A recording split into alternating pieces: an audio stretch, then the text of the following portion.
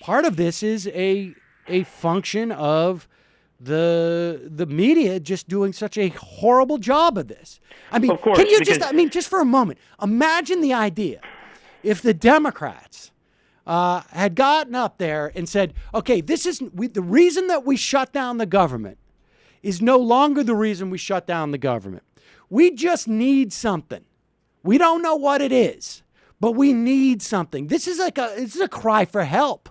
And supposedly the president is supposed to come running with like a cookies wrapped in a sort of a very respectful wrapping paper or something.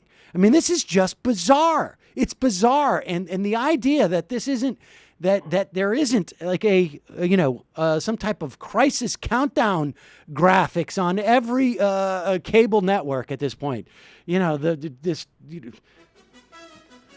Morons have taken over the Capitol building or whatever it is. It's just ridiculous.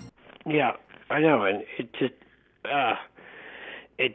just drives you nuts. And I run out of adjectives to describe these people. But I mean, the media, as you point out, is an enormous part of the problem, of course, because again, the whole sort of assault on government that's been going on full force since Reagan came in and told us how it was the problem and all of that.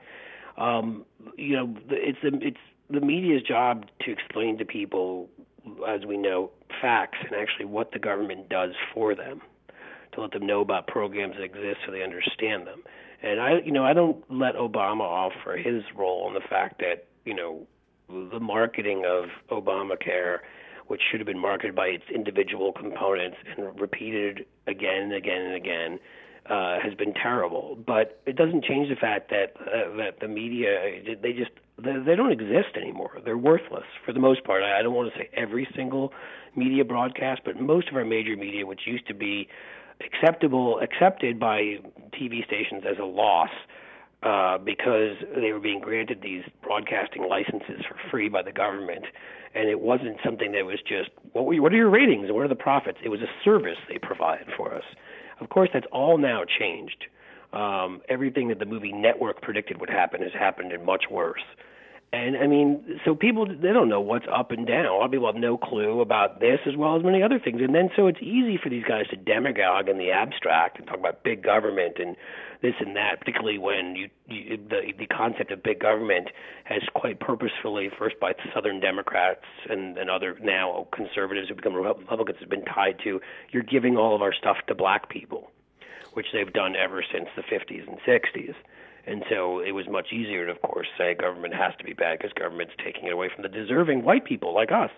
But it's even worse that people don't know what these. It's easier for people to think that, to believe the welfare queen story and all that garbage, because when they don't happen to know what the specifics are. And they don't, and that's why when I love, listening to dealing with libertarians, who can't admit they drove on a road that was paved by the government today, and that there was research and investment that created that internet thing they're using, and we go on and on. We waste our time here because so much of it is so self-evident to anybody who has any self-awareness, frankly, and understands that so much of what we do, the government has had a role in. So they want to pretend that we're all like some caveman, who's making it on our own. We're independent, as if that exists. And it gets you so mad because, again, it's what leads some of these dumb people to have their dumb ideas and sit there and argue with you to the point where it's just, you're never going to get through them because they only believe what they've been hearing on Rush Limbaugh.